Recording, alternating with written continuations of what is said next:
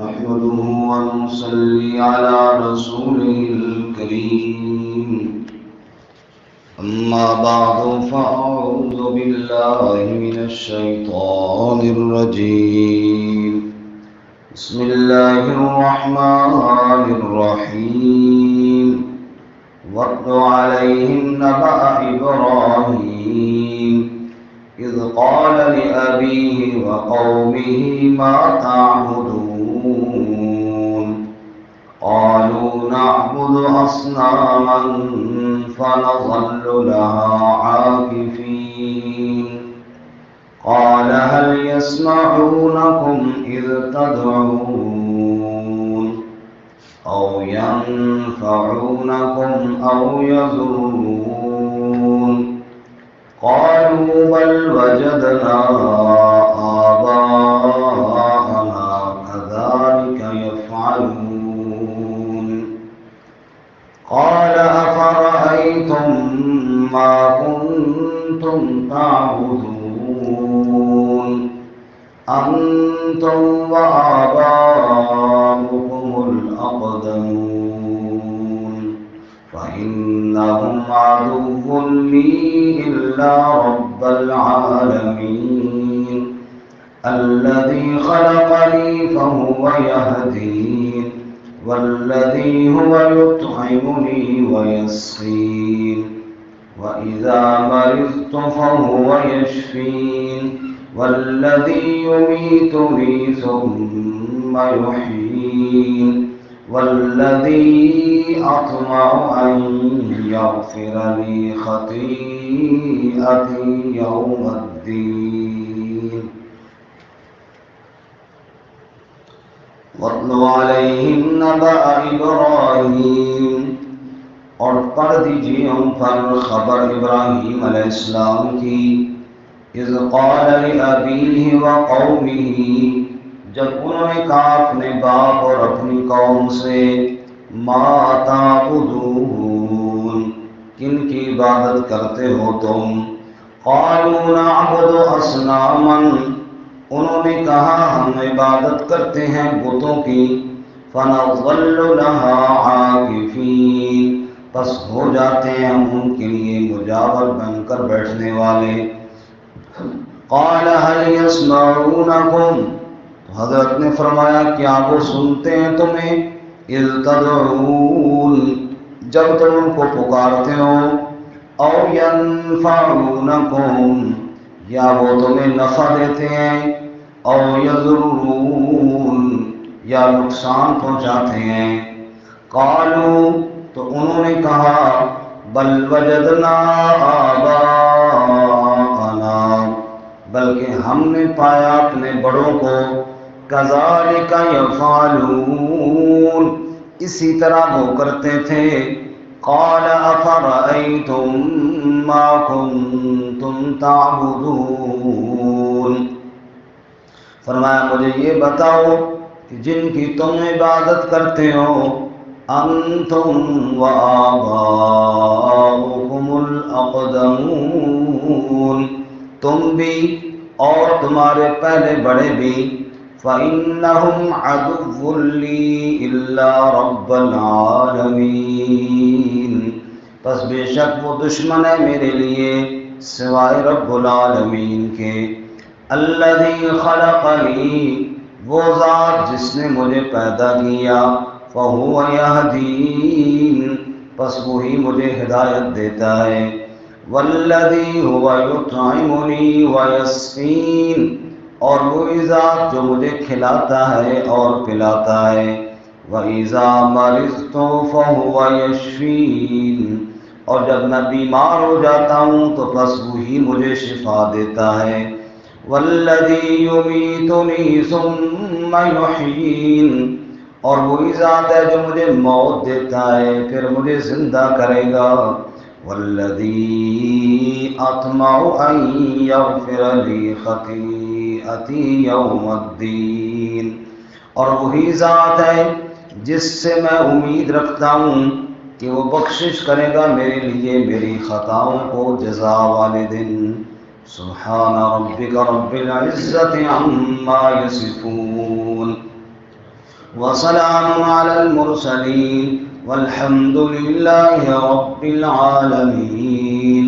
اللهم صل على محمد وعلى آل محمد كما صليت على إبراهيم وعلى آل إبراهيم إنك حميد مجيد. اللهم بارك على محمد وعلى آل محمد كما باركت على إبراهيم وعلى آل إبراهيم إنك حميد مجيد. معزز سامعین، سورۃ الشعراء کا 5واں رکوع آیت نمبر 69 سے لے کر 82 تک تلاوت کی ہیں. اللہ رب العزت ان کے مطابق صحیح بیان کی توفیق عطا فرمائے اور ہمیں قرآن و سنت پر عمل کرنے کی توفیق عطا فرمائے. اس سے قبل ہم نے حضرت موسیٰ علیہ السلام کا واقعہ پڑھا ہے، اور اس سے پہلے بالکل سورہ مبارکہ کی ابتدا میں رسول اللہ صلی اللہ علیہ وسلم کی غم اور پریشانی، جو لوگ ایمان نہیں لاتے ان کی وجہ سے آپ کو جو تکلیف ہوتی تھی اس کا بیان تھا. پھر تسلی کے لیے موسیٰ علیہ السلام کا واقعہ، اور اس کے بعد ابراہیم علیہ السلام کا واقعہ کہ کس طرح ابراہیم علیہ السلام اپنے باپ اور اپنی قوم اور اسی طرح اپنے تمام تعلق والوں کو جہنم سے بچانے کی کوشش فرما رہے تھے، اور قوم والے وہ نادان اور غفلت میں پڑے ہوئے ابراہیم علیہ السلام کی بات کو تسلیم نہیں کر رہے تھے. ابراہیم علیہ السلام اللہ کی وحدانیت کی خاطر انہوں نے بھی بڑی تکلیفیں برداشت کی ہیں، خصوصاً توحید باری تعالیٰ کے لیے. ابراہیم علیہ السلام نے گھر میں اپنے باپ کے سامنے، پھر قوم کے سامنے، پھر وقت کے بادشاہ کے سامنے، حتیٰ کہ سب کچھ اللہ کے لیے قربان کیا. اور اس کے بعد پھر بھی لوگ جو ہیں آپ کی بات کو تسلیم نہیں کر رہے تھے، تو معلوم ہوا کہ بعض دفعہ دعوت دینے والا کتنا ہی مخلص کیوں نہ ہو، کتنا ہی خیر خواہ کیوں نہ ہو، جب تک سامعین کے اندر خود طلب نہ ہو تب تک ہدایت نصیب نہیں ہوتی. اس لیے کسی کی دعوت سے یہ کہنا کہ فلاں شخص نے دعوت دی ہے تو کوئی بندہ مان نہیں گیا، کسی نے تسلیم نہیں کی، اس میں اخلاص نہیں ہے، یہ بات بھی نہیں کہی جا سکتی. ورنہ ابراہیم علیہ السلام سے زیادہ اخلاص کس میں ہوگا؟ نوح علیہ السلام سے زیادہ اخلاص کس میں ہوگا؟ کتنے اخلاص کے ساتھ دعوت دے رہے ہیں لیکن نہیں مان رہے. معلوم ہے دعوت دینے والے کے اخلاص میں تو کوئی کمی نہیں ہے، کمی اس میں ہے جو آگے سننے والا ہے. اگر اس میں کوئی طلب ہوتی تو ضرور اس کو ہدایت مل جاتی. بہرحال فرمایا وَاتْلُ عَلَيْهِمْ نَبَأَ إِبْرَاهِيمَ، بیان کر، تلاوت کر میرے محبوب صلی اللہ علیہ وسلم، بیان کیجیے ان پر خبر ابراہیم علیہ السلام کی. کون ابراہیم علیہ السلام؟ کہ مشرکین کہتے تھے ابراہیم علیہ السلام ہمارے ہیں، یہودی کہتے تھے جی نہیں ہمارے ہیں، اہل کتاب کا دوسرا گروہ عیسائی کہتے تھے جی ہمارے ہیں، اور مسلمان کہتے تھے کہ ابراہیم علیہ السلام ہمارے ہیں. اللہ تعالیٰ نے بتایا سورہ آل عمران میں ما کان ابراہیم یہودیا ولا نصرانیا ولکن کان حنیفا مسلما وما کان من المشرکین. ابراہیم علیہ السلام نہ یہودی تھے، نہ عیسائی تھے، نہ مشرک تھے، ولیکن کان حنیفا مسلما، یکسو ہونے والے فرما بردار تھے. اس لیے فرمایا وہ ابراہیم جس کا نام سب لیتے ہیں انہی کا قصہ پڑھ کر سنا میرے محبوب صلی اللہ علیہ وسلم. اذ قال لأبیہ وقومہ ما تعبدون، جب ابراہیم علیہ السلام نے اپنے باپ سے کہا اور اپنی قوم سے کہا تم کن کی عبادت کر رہے ہو؟ کبھی سورج کے سامنے جھکتے ہو، کبھی چاند ستاروں کے سامنے جھکتے ہو، اور کبھی پتھر اور لکڑی کی بنی ہوئی مجسمے اور مورتیوں کے آگے جھکتے ہو۔ کبھی کس کے آگے عبادت کر رہے ہو، کبھی کس کے آگے عبادت کے لیے کھڑے ہوئے ہو؟ ما تعبدون، کن کی عبادت کر رہے ہو؟ قالوا نعبد اصناما، انہوں نے کہا دیکھتے نہیں ہو ہم تو بتوں کی عبادت کرتے ہیں، بت پرست ہیں، بتوں کے مجسمے بنائے ہوئے ہیں بزرگوں کے، اور انہی کی عبادت پہ لگے ہیں۔ فنظل لها عاکفین، پس ہم ہو گئے انہی بتوں کے لیے اعتکاف بیٹھنے والے۔ اعتکاف کیا کہتے ہیں؟ بالکل جناب جم کے بیٹھ جانا، جس طرح مجاور نہیں دربار پہ بیٹھا ہوتا ہے، اس لیے بعض مفسرین نے عاکفین کا معنی لکھا ہے مجاور بن کر بیٹھنے والے۔ جیسے مجاور بیٹھ جاتا ہے دربار، ایسے وہ بھی بتوں کے مجاور بن کر بیٹھے ہیں جی، بس انہی کے دربار کے ہم تو ہو کر رہ گئے ہیں جی۔ حضرت نے فرمایا اچھا یعنی تم ان کے آگے فریادیں پیش کرتے ہو؟ جی جی بالکل اسی طرح۔ اچھا یہ بتاؤ، قال هل يسمعونكم اذ تدعون، یہ تو بتاؤ کیا یہ سنتے ہیں جب تم ان کو پکارتے ہو؟ آگے بات نفع نقصان تو بعد کی بات ہو، تو اگلا سوال ہے۔ پہلا سوال یہ ہے هل يسمعونكم، کیا وہ سنتے ہیں تمہاری؟ اذ تدعون، جب تم ان کو پکارتے ہو۔ بنیادی عقیدہ یہ ہے کہ سب کی فریادوں کو سننے والا صرف کون ہے؟ اللہ۔ ان ربی لسمیع الدعاء، بے شک میرا رب ہی دعاؤں کو سننے والا ہے۔ اور نماز میں ہم کہتے ہیں سمیع اللہ لمن حمدہ، اللہ نے سن لی اس کی جس نے اس کی حمد کی ہے۔ کون سنتا ہے فریاد مظلوم کی؟ کون سنتا ہے فریاد مظلوم کی؟ کس کے ہاتھ میں ہے کنجی مقسوم کی؟ اور رزق پر کس کے پلتے ہیں شاہ و گدا؟ مسند آرا بزم عطا کون ہے؟ سب کا داتا ہے تو، سب کو دیتا ہے تو، تیرے بندوں کا تیرے سوا کون ہے؟ کون فریادوں کو سننے والا ہے؟ کون دلوں کے حالات جاننے والا ہے؟ ابراہیم علیہ السلام نے کہا وہ سننے والے کو چھوڑ کر ان کے آگے فریادیں کرتے ہو جو تمہاری پکاروں کو سن نہیں سکتے۔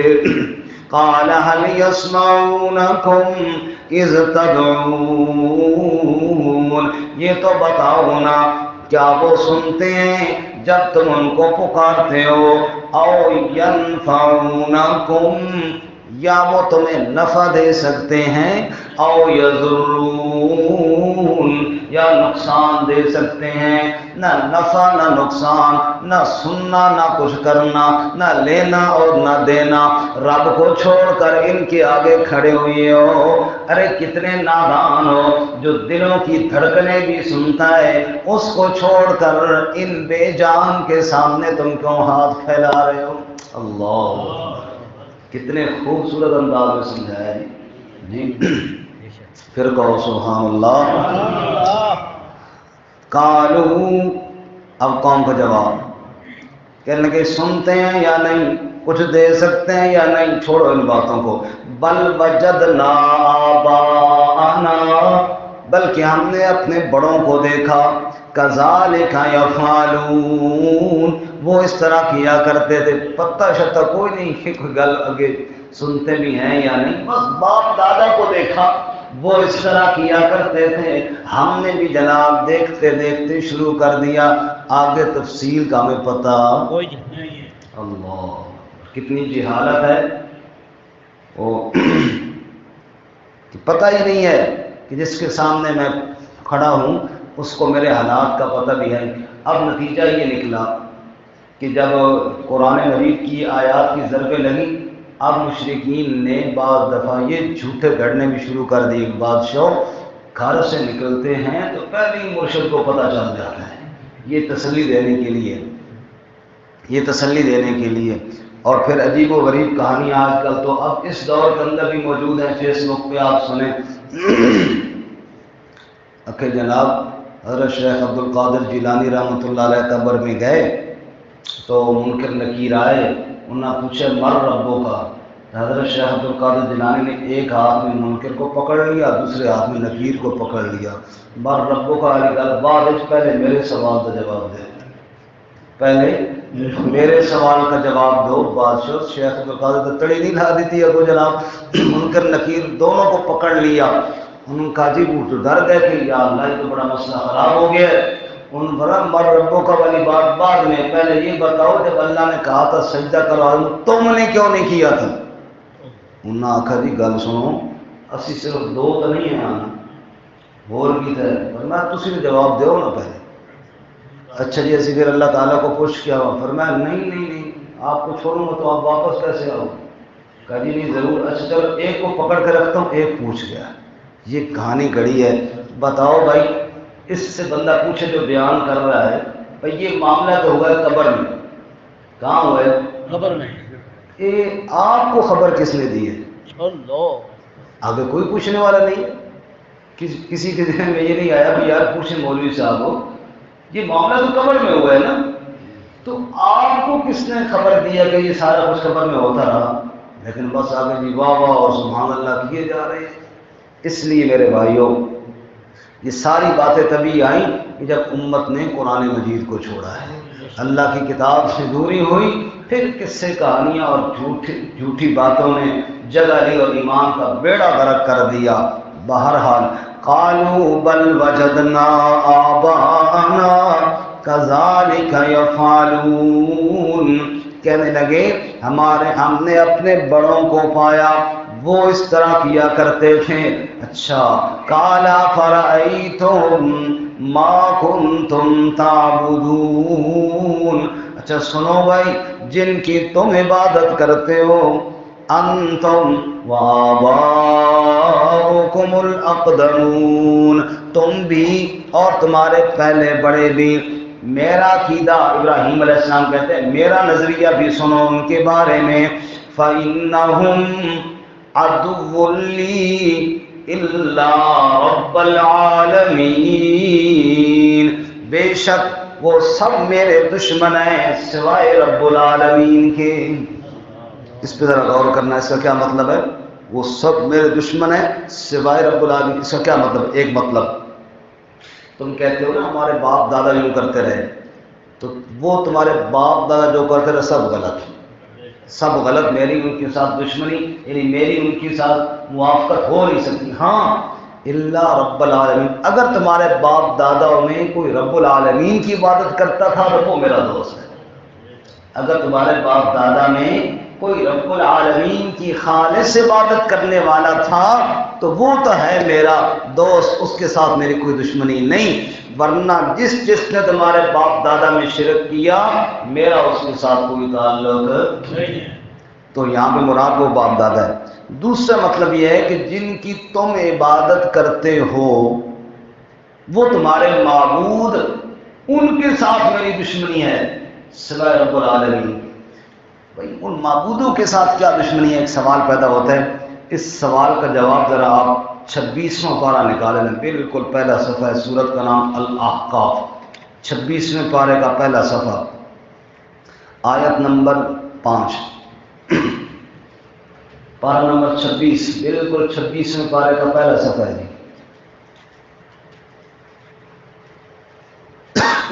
سورت الاحقاف،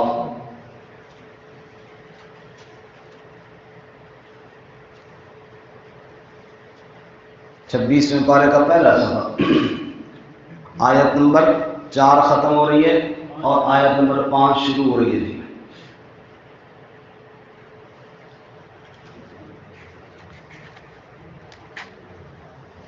فرمایا وَمَنْ أَضَلُّ مِمَّنْ يَدْعُو مِن دُونِ اللَّهِ، اس سے بڑا گمراہ کون ہوگا جو پکارتا ہے اللہ کے علاوہ، من لا یستجیب لہ الی یوم القیامہ، پکارتا اس کو ہے جو قیامت تک جواب نہیں دے سکتا. کیوں؟ وَهُمْ عَنْ دُعَائِهِمْ غَافِلُونَ، کیسے جواب دے؟ وہ ان کی پکاروں سے غافل ہے. جو دنیا سے چلا گیا اسے کیا معلوم کہ کون فریادیں کر رہا ہے، غافل بھی ہے. اور وَإِذَا حُشِرَ النَّاسُ، جب لوگ اکٹھے کیے جائیں گے یعنی قیامت کے دن، کانوا لہم اعدان، تو جن کو پکارتا تھا وہ اس پکارنے والے کے دشمن ہو جائیں گے. پکارنے والے کیا ہو جائیں گے؟ دشمن ہو جائیں گے. وہ کہیں گے کیوں پکارتا تھا ہمیں بھائی؟ تمہیں کس نے کہا تھا کہ ہمیں پکارو؟ تو کانوا لہم اعدان، قیامت کے دن وہ کیا ہو جائیں گے؟ معبود دشمن بن جائیں گے. اب وہ ایسا سمجھ میں آئی ابراہیم علیہ السلام کا وہ میرے دشمن ہیں سوائے رب العالمین کے. یعنی اگر میں ان کو پکاروں دن قیامت کے دشمنی بھول لوں، اور رب کی عبادت کروں تو رب تو دن قیامت سے محبت کرے گا قیامت والے دن. فَإِنَّهُمْ، ہاں کیا فرمایا؟ وَإِذَا حُشِرَ النَّاسُ، اور جب لوگ اکٹھے کیے جائیں گے، کانوا لہم اعداء، تو وہ ان کے معبود ان کے دشمن بن جائیں گے. وَكَانُوا بِعِبَادَتِهِمْ كَافِرِينَ، اور وہ ان کی عبادت کے منکر ہو جائیں گے. اب واپس آئیے، اب یہ آیت سنیے. فَإِنَّهُمْ عَدُوٌّ لِّي إِلَّا رَبَّ الْعَالَمِينَ، جتنے بھی معبودان ہیں سب میرے دشمن ہیں سوائے رب العالمین کے. اگر میں اللہ کے علاوہ کسی اور کی پکار کروں تو وہ تو دن قیامت کے میرے دشمن بن جائیں گے. اس کی عبادت کیوں نہ کروں جو دوستی کرے گا، اور وہ صرف کون ہے؟ اللہ رب العالمین ہے. کون رب العالمین؟ اس کی چند صفتیں بھی سنتے جائیے. الذی خلقنی فہو یہدین، وہ میرا دوست کون ہے؟ الذی خلقنی، جس نے مجھے پیدا کیا. نطفے سے انسان کو بنانے والا کون؟ اللہ. آنکھیں عطا کرنے والا کون؟ اللہ. ہاتھ پاؤں دینے والا کون؟ اللہ. پورے وجود کا خالق کون ہے؟ فہو یہدین، پھر سیدھے راہ کی رہنمائی کرنے والا کون؟ اللہ. سبحان اللہ. والذی یطعمنی ویسقین، پھر وہی ذات مجھے کھلاتا بھی ہے وہی مجھے پلاتا بھی ہے. الحمدللہ الذی اطعمنا وسقانا، سب تعریفیں اسی کے لیے جس نے ہمیں کھلایا جس نے ہمیں پلایا. کھلانے والا بھی وہ اور پلانے والا بھی. وَإِذَا مَرِضْتُ فَهُوَ يَشْفِينِ، اور جب میں بیمار ہو جاؤں پھر وہی مجھے شفا دینے والا ہے. شفا کے خزانے بھی کس کے پاس ہیں؟ اللہ. اللہ اکبر. مدین کی کنویں پر موسیٰ علیہ السلام کو بھوک لگے تو کھانے کے انتظام بھی میرا رب کرتا ہے، اور ایوب علیہ السلام کی بیماری لمبی ہو جائے تو چٹکیوں میں ٹھیک بھی میرا رب ہی کرتا ہے. وَإِذَا مَرِضْتُ فَهُوَ يَشْفِينِ، جب میں بیمار ہو جاؤں وہی مجھے شفا دیتا ہے. وَالَّذِي يُمِيتُنِي ثُمَّ يُحْيِينِ، موت بھی وہی دیتا ہے پھر زندگی بھی وہی دے گا. زندگی اور موت کا مالک بھی صرف کون ہے؟ اللہ. ایک وہی ہے رب کی ذات جس کے ہاتھ ہے موت حیات، نہیں کوئی مالک رب کے سوا. لا الہ الا اللہ. والذی اطمع ان یغفر لی خطیئتی یوم الدین، اور وہی ذات ہے جس پر میں امید رکھتا ہوں کہ خطائیں بھی قیامت کے دن بخش دے گا. کیا مطلب؟ قیامت والے دن کلی اختیار بھی اسی کے پاس ہے. باقی تو سب محتاج ہوں گے، باقی تو سب اس کے در کی طرف دیکھنے والے ہوں گے. بخش وہی سکتا ہے نا جس کے پاس اختیار ہو. جس کے پاس اختیار نہ ہو وہ کیا بخشے گا؟ تو مطلب یہ ہے کہ قیامت کے دن اگر کسی کے پاس قبضہ اور اختیار ہے اور کسی کی حکومت ہے تو وہ صرف میرا رب ہے۔ جب خالق اللہ، جب ہادی یعنی ہدایت دینے والا اللہ، جب کھلانے پلانے والا اللہ، جب شفائیں دینے والا اللہ، جب زندگی موت دینے والا اللہ، اور قیامت کا مالک بھی اللہ، تو پھر معبود بھی صرف کون ہے؟ اللہ۔ یہ بات ابراہیم علیہ السلام نے سمجھائی۔ اس کے بعد آگے ان کی کچھ دعائیں ہیں، وہ انشاءاللہ ہم کل پڑھیں گے۔ وآخر دعوانا ان الحمد للہ رب العالمین۔